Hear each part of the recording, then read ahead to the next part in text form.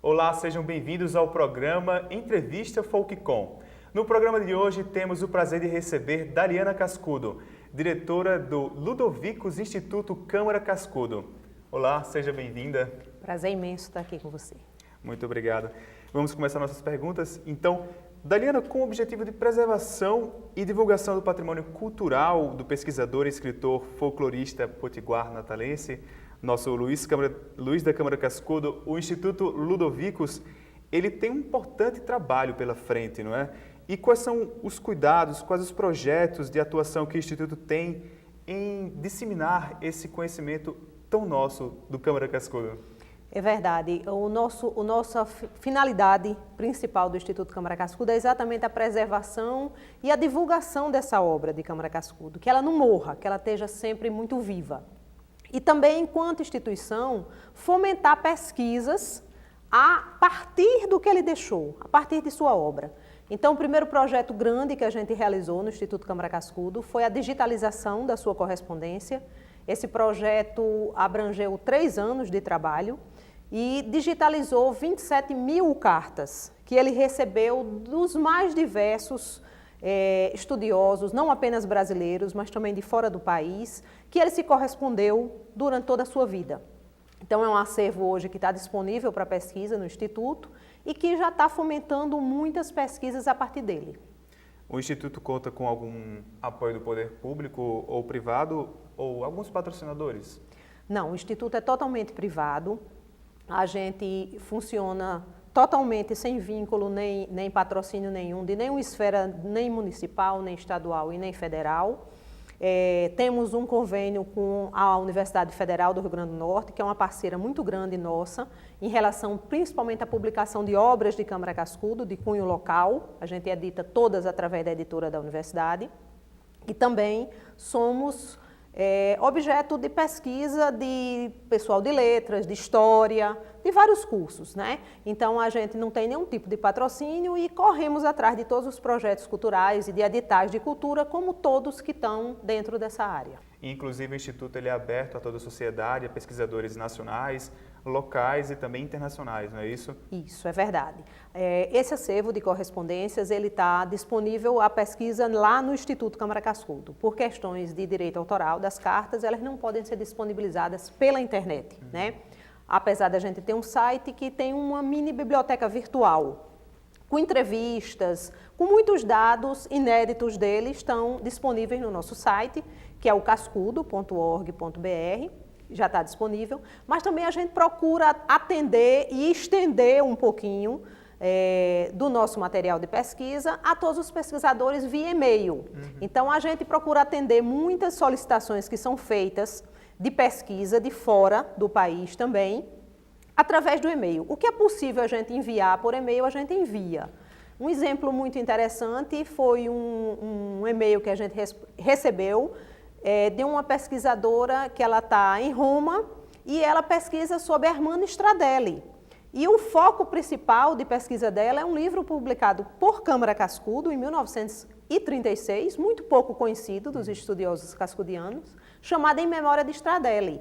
Então, ela entrou em contato com a gente para saber se a gente tinha no acervo de Câmara Cascudo mais dados que embasaram essa obra. E o que a gente podia enviar para ela por e-mail, a gente fez através disso.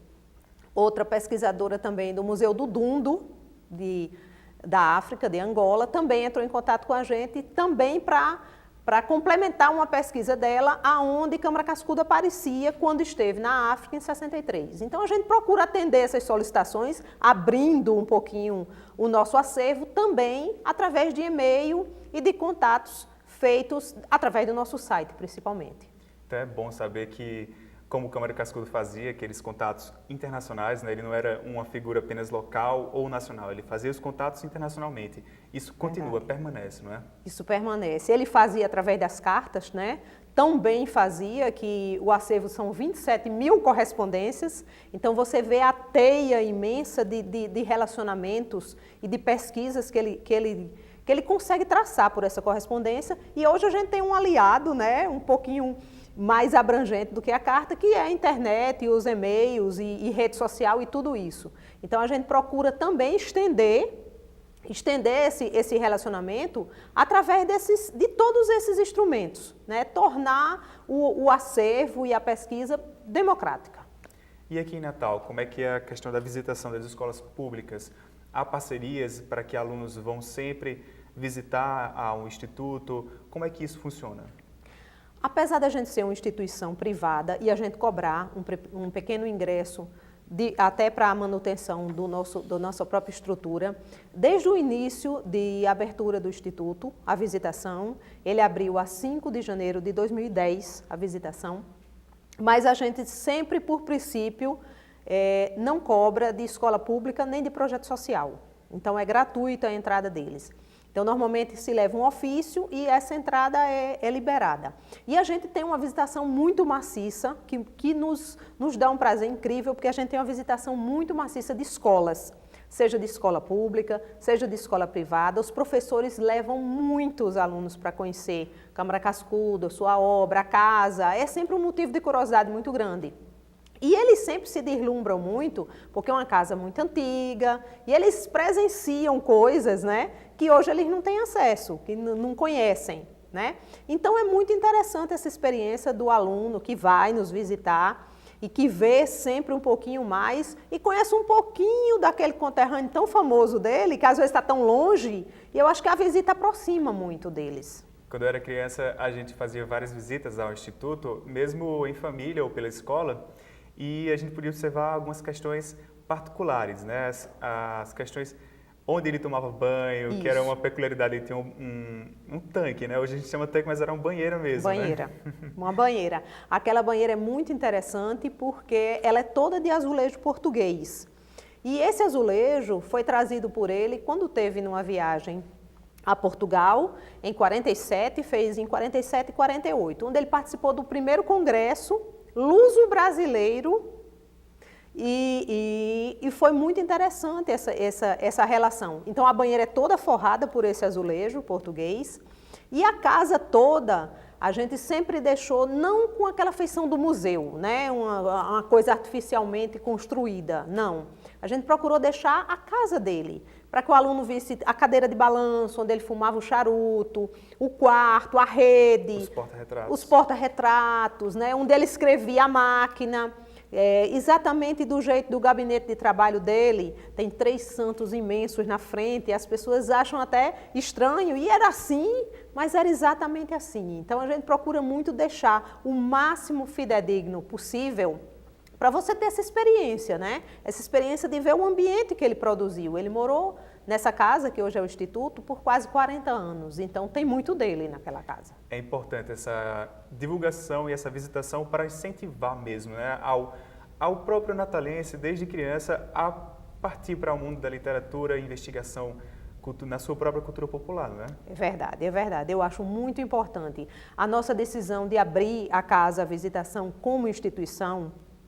Apesar de a cidade já ter várias instituições com o nome dele, o Memorial Câmara Cascudo, a Biblioteca Pública Câmara Cascudo, o Museu da Universidade, que se chama também Câmara Cascudo, mas a gente sentiu muita necessidade, nós, a família, de abrir a casa, porque a casa tem uma coisa privada, né? E uma coisa de intimidade do escritor e as outras instituições não têm, né? Então, a gente achou muito legal que mostrar isso para as pessoas, quer dizer, você entrar num ambiente que era a biblioteca dele, encontrar paredes, portas, janelas, todas assinadas, não é uma coisa que você não encontra em canto nenhum. Ali é um grande painel da literatura brasileira, da cultura brasileira, aonde quem o visitava, ele pedia o livro de visitantes dele, engraçado, não era um livro, né? Era aquela biblioteca, aquele espaço. Então, ele, de repente, constrói para a gente um panorama da cultura brasileira ali naquelas paredes. Então, nas paredes você encontra a assinatura de Heitor Villa-Lobos, de Gilberto Freire, de Clarival de Prado Valadares. Então, é um painel gigante do que aconteceu, né? De quem habitou aquela casa e dos relacionamentos dele. Então, pessoas que estiveram ali. Estiveram ali. Privaram da confiança dele, da amizade, tiveram um relacionamento muito estreito com ele. Então, eu acho muito, muito interessante. É um depoimento vivo, que está ali naquelas paredes. As paredes falam mesmo ali, né? E me diga uma coisa, por falar em paredes que hoje falam também pela internet, né, os murais, hoje vocês invadiram as redes sociais também, não é? É verdade, é verdade. A gente se rendeu, né? Mas é um rendimento, eu acho que muito interessante, porque abre o leque do Instituto para que as pessoas interajam com a gente. Eu acho muito, muito legal esse feedback que a gente recebe. Então, além do nosso site, a gente está no Facebook, né, com o Insti Cascudo, no Twitter também e no Instagram também, com o Instituto Cascudo. Então, a gente participa de todas essas redes e escuta muita coisa, muitas perguntas, muitas dúvidas interessantes são tiradas através dessas redes sociais. Eu acho muito interessante como a imagem, às vezes, não digo distorce, mas às vezes as pessoas fazem uma avaliação por uma imagem. Então, muitas vezes a gente coloca uma foto de Câmara Cascudo e uma pessoa diz assim, mas ele era tão formal. E na verdade não era exatamente o contrário disso.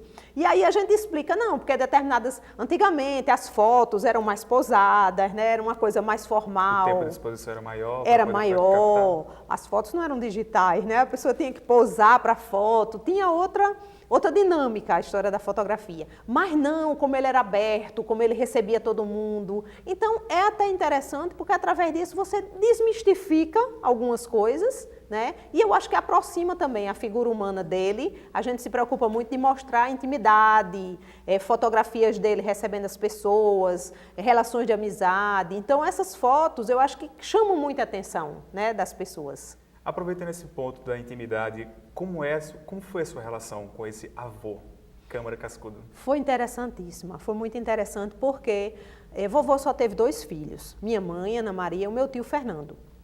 Meu tio, logo cedo, ele viajou, foi para Recife, era jornalista e fez a carreira toda dele fora, né? Trabalhou muito na TV Manchete, na Rede Manchete e na revista também.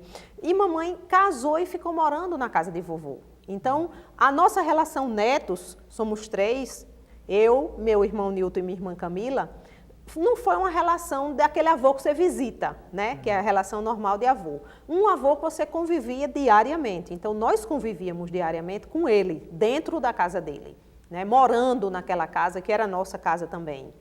E o interessante é que ele dizia uma coisa, mano, que resume tudo isso, que pai era para educar e avô era para deseducar. Então, essa deseducação ele usava com a gente totalmente, né? Os pais é que educassem. Então, tudo para a gente, no bom sentido, era permitido. Como assim? Tudo. A biblioteca dele, que era o ambiente de trabalho, os filhos não podiam entrar na biblioteca, porque ele estava produzindo, ele estava trabalhando. Então, minha avó, que era muito cuidadosa com ele, era um verdadeiro anjo da guarda em relação a tudo. Ela, de certa forma, preservava aquele ambiente de trabalho dele para que ele produzisse e os filhos não o incomodassem nessa hora. E nós, netos, acabamos com isso totalmente. Nem ela... Era nem o ela. escritório dele. A gente entrava, a gente brincava, meu irmão levava carrinho, eu levava boneca, quer dizer, era uma bagunça geral. A gente estudava até você já pensou? Estudando no gabinete de trabalho dele. E ele era uma relação de muita cumplicidade. Então, era muito, muito engraçado que vovó normalmente não queria que ele comesse chocolate, etc., olha a glicose, né, aquela coisa toda. E ele escondido chamava meu irmão e dizia, Nilton, vá comprar chocolate para mim. Agora, escondido, não deixe sua avó ver, pelo amor de Deus. E aí os chocolates favoritos eram um Sonho de Valsa e Diamante Negro. E aí Nilton ia escondido, normalmente de vovó, vai para onde? Para ali comprar um chocolate, uma coisa. E na volta dessa compra, esse chocolate era dividido entre nós, entre ele e nós, netos. Então, era muita cumplicidade, realmente, uma relação muito amorosa. E eu me sinto muito privilegiada por isso. Eu imagino. E digo mais, como é que isso tudo lhe influenciou enquanto pessoa e também quanto mesmo futura administradora dessa casa? É engraçado, porque eu digo muito que tomei um choque muito grande quando percebi que Câmara Cascudo era vovô. Muito grande. Porque apesar de conviver diariamente com essa realidade dele, quer dizer, vendo ele recebendo homenagens, lançando livros em casa, mas eu cresci com essa rotina. Então, talvez na minha cabeça de criança, toda avó fosse assim.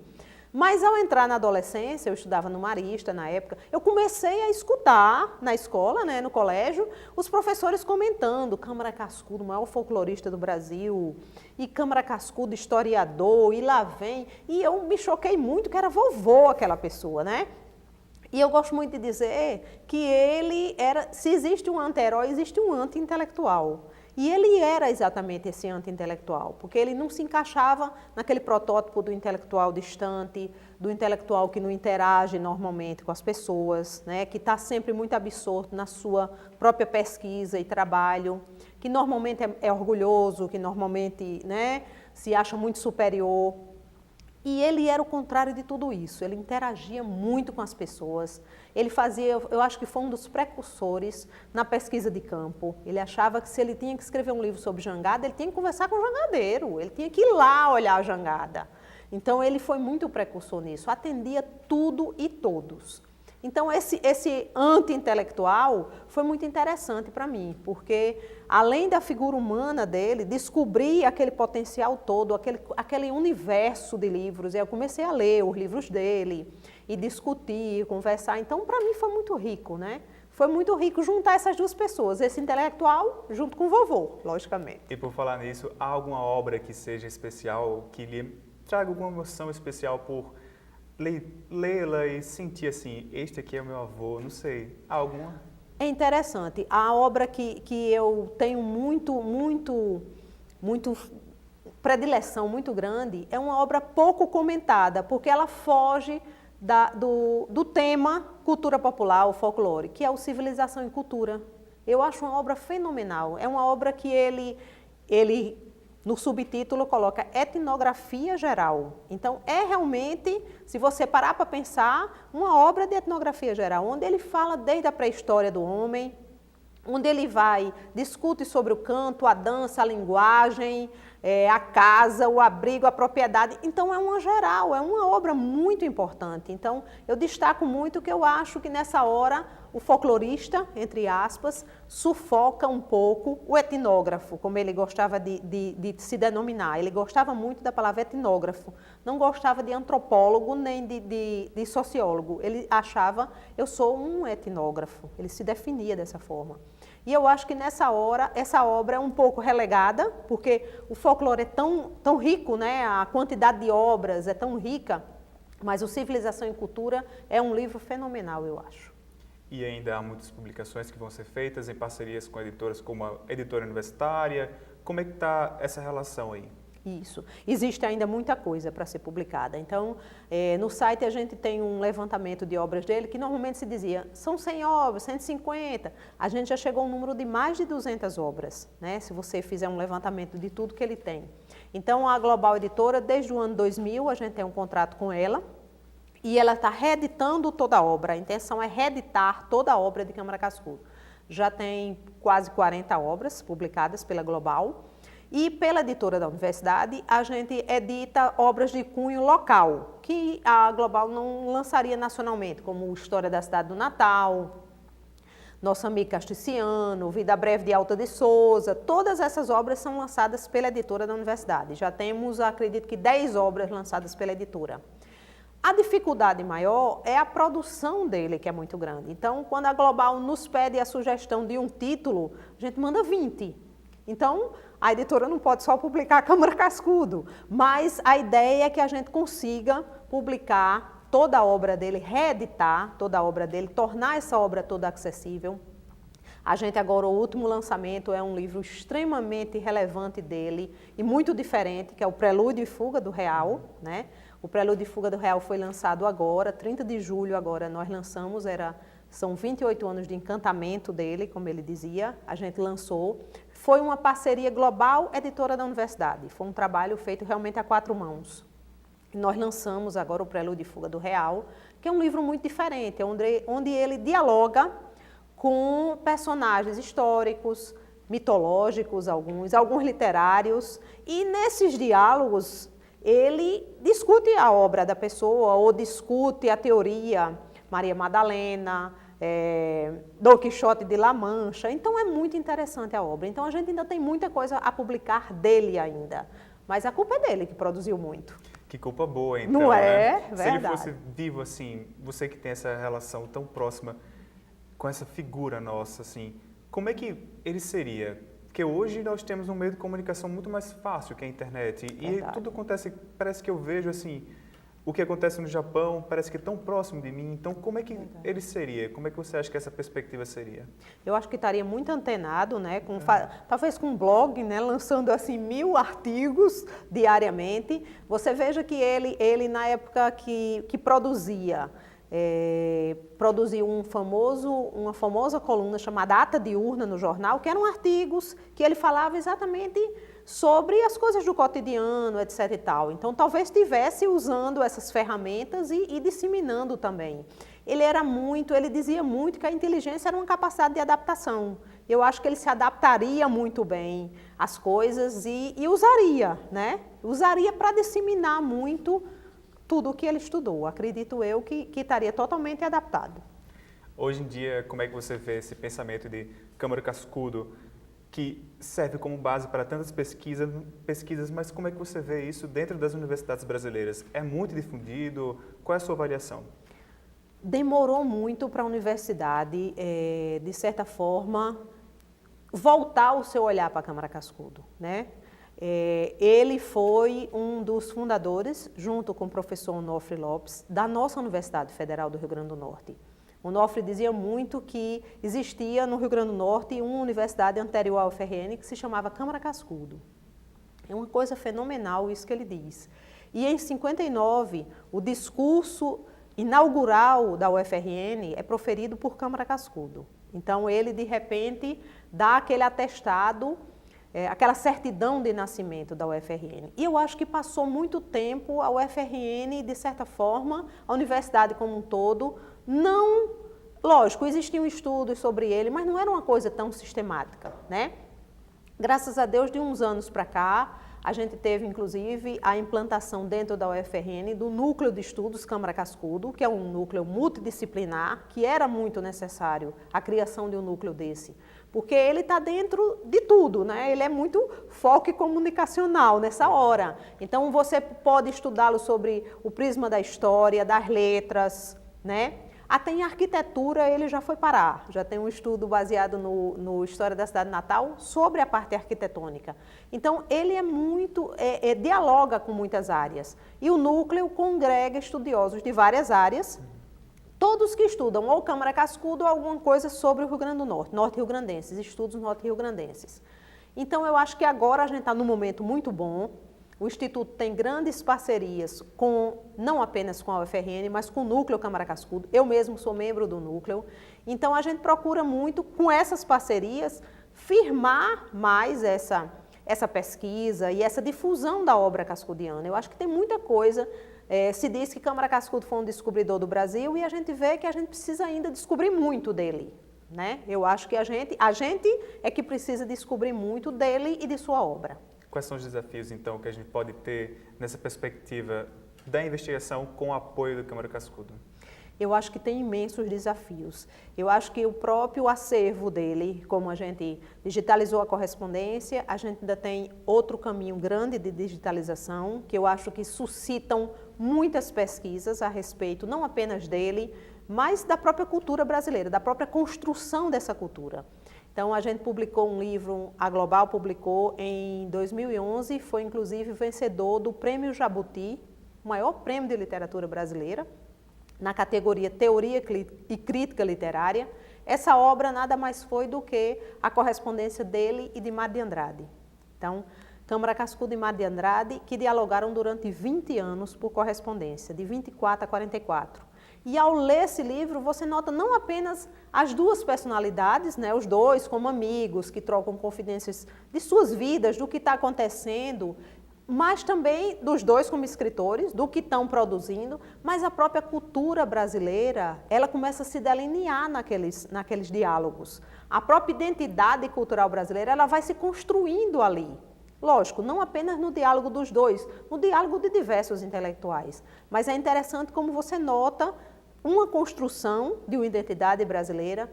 Mário diz numa das cartas que precisamos falar uma língua brasileira. né? E Câmara Cascudo também se coloca muito na valorização do nosso, né, do folclore, dos costumes, dos hábitos. É interessante como a gente hoje tem isso muito claro, mas que naquela época não era tão claro assim, né? Isso precisou ser afirmado, ser construído de repente. Então eu acho que esse material todo, a gente ainda tem muita coisa para digitalizar, material de pesquisa, originais datilografados dele. Então é um material que pode suscitar muita pesquisa ainda. Eu acho que muita coisa ainda será gerado a partir do acervo de Câmara Cascudo. Parafraseando, então, o Paulo Freire, estudar Câmara Cascudo é um pouco surreal, não é? A gente estudar algo tão nosso. Muito, muito. Eu acho que a gente se descobre muito, né, nesse estudo de Câmara Cascudo. Ele, numa entrevista, disse uma coisa muito interessante. Primeiro, ao ser perguntado sobre por que escolheu estudar o folclore, ele responde, eu não escolhi o folclore me escolheu. Quer dizer, a curiosidade que ele tinha e que começou a suscitar nele. Por quê? Porque o aboio é cantado dessa forma, né?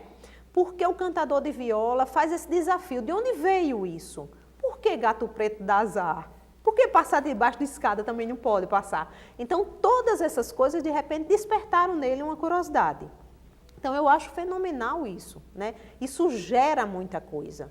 Então, não apenas ele mostra muito a gente quem nós somos, né? E afirma, como ele fez no discurso da UFRN, que a gente precisa valorizar essa nossa cultura, porque ela é bela, porque ela é maravilhosa, mas principalmente porque é nossa. E a responsabilidade de valorizá-la é nossa.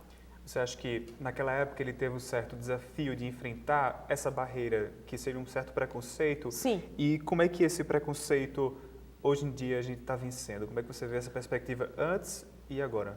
É muito interessante porque ele começou a estudar o folclore na década de 20. Na verdade, a primeira obra considerada uma obra, apesar do primeiro livro ser de 21, Alma Patrícia, que era crítica literária, a primeira obra dele considerada folclore é de 39, chamada Vaqueiros e Cantadores. Mas antes ele já vinha estudando e coletando material. E interessante que ele é professor do Ateneu, em 28, foi aluno, foi professor e foi diretor do Ateneu. Da escola estadual aqui, Natal. Isso, que era a grande escola da elite natalense da época, né? E o interessante, você tocou no ponto preconceito, é que quando ele começa a estudar essas coisas, o folclore, isso era absolutamente não estudado. E não tinha nenhum tipo de cunho acadêmico. E tinha também um preconceito ligado ao fato de serem coisas do povo. E essa história do povo significa que não são dignas de estudo, né? Nem muito menos de um estudo acadêmico. E o interessante é que ele, um colega, na época, professor do Ateneu também, pede ao diretor do Ateneu a demissão dele do Ateneu. Agora, o motivo da demissão é que é o bom, porque ele estava falando aos alunos, que eram alunos da aristocracia potiguar, né? Estava falando aos alunos sobre Bumba Meu Boi, sobre Saci e sobre Catimbó. Você imagina a pessoa conversando de Catimbó em 28, não tinha condições de jeito nenhum.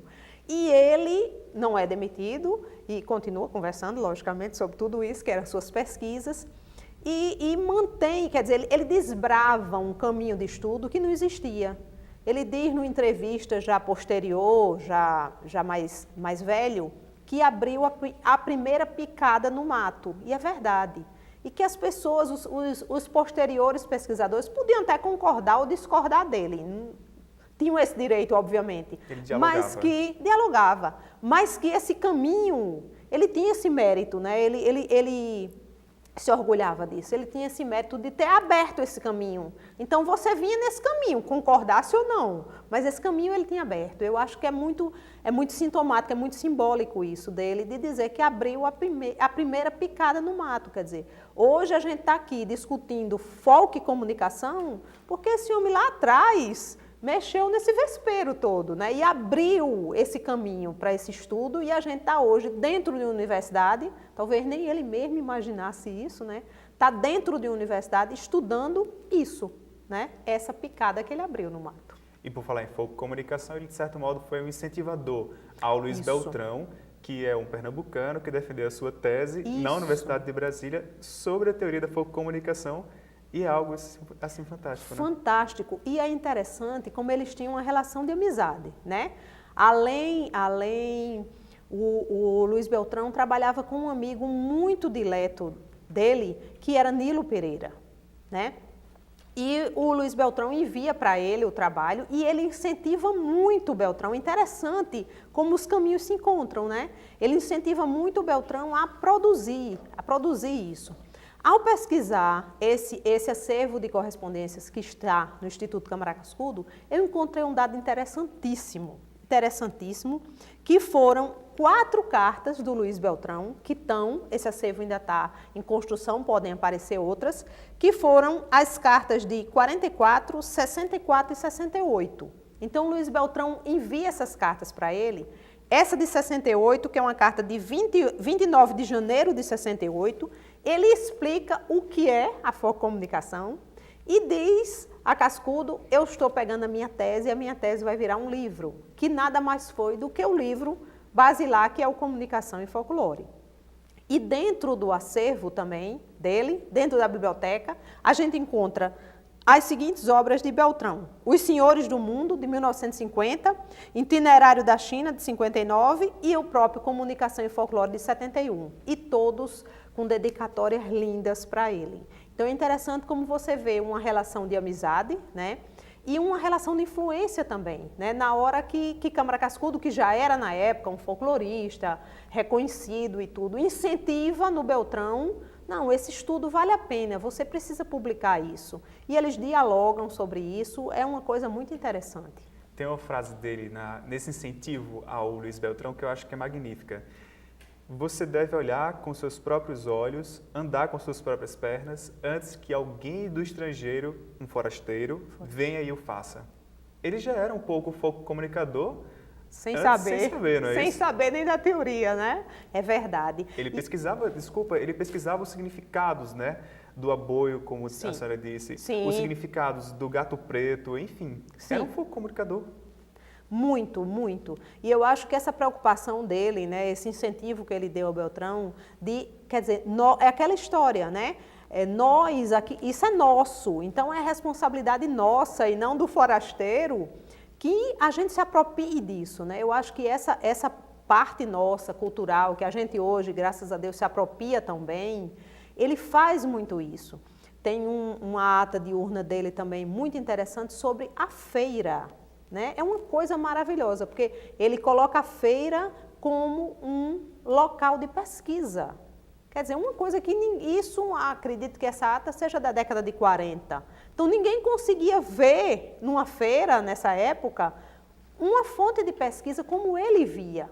Então, ele se antecipa muito, como você disse. Eu acho que ele se antevém muito a isso que a gente vivencia hoje.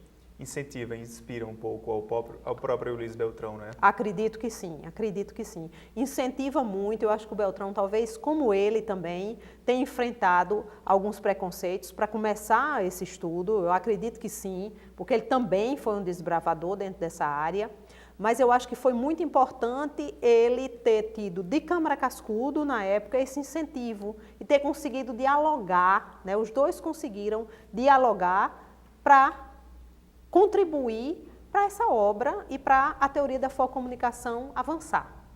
Se ele pudesse falar, acho que a senhora é nossa representante dele, me diga em poucas palavras como é que a senhora vê esse resultado que essa obra do Câmara Cascudo ganha, tanto para o campo da comunicação quanto para outras pesquisas. Como é que a senhora vê que a pesquisa no folclore ganhou esse destaque todo hoje em dia? Eu acho que ele ficaria extremamente feliz, principalmente em ver que toda essa picada no mato que ele abriu, como rendeu frutos, né? E ver também como ela dialoga com outras áreas, que é exatamente o que a focomunicação faz. Então, eu acho que ele focou muito nisso no trabalho dele. Por quê?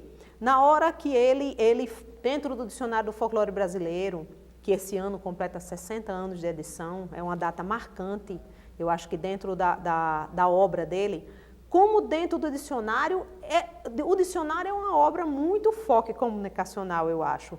Porque na mesma hora que ele está falando de uma superstição, ele está falando da alimentação, ele está falando do dormir, ele está falando dos Significado do autos, catimbó o mesmo. significado do catimbó, da religiosidade, do que a gente diz da literatura oral, né? Então, o dicionário faz essa panorâmica toda e eu acho que faz um diálogo, traça um diálogo muito interessante entre as áreas, né? E está muito antenado e está muito dentro do espírito da comunicação. Eu acho que ele ficaria muito satisfeito com o ramo, com o rumo que a gente está tomando atualmente. E por falar nos 60 anos de comemoração com relação ao Dicionário Folclore Brasileiro, me explica quais são os projetos para essa comemoração. É uma data muito importante, né? Eu acho que 60 anos de edição de uma obra, que ainda é uma obra de referência, como o Dicionário do Folclore Brasileiro, é uma data muito, muito relevante. Então, a primeira edição do dicionário foi de 54, ela teve 12 edições no decorrer desses anos todos e agora a gente está exatamente com a 12ª edição. Então, para marcar essa data, a gente pensou, junto com a Global Editora, e convocamos depois outras instituições para pensarem junto com a gente também como comemorar essa data, como lembrar e tal.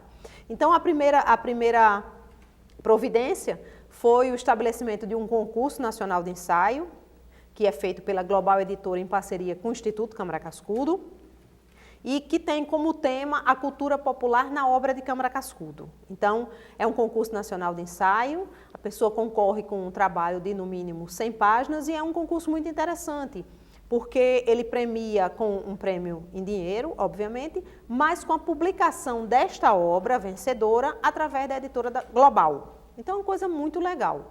Junto com esse concurso, também foi lançado uma iniciativa da Academia Norte Rio Grandense de Letras, já está aberto também esse concurso, um concurso para estudantes de escola pública ou privada, também falando sobre a cultura popular, Câmara Cascudo, dicionário.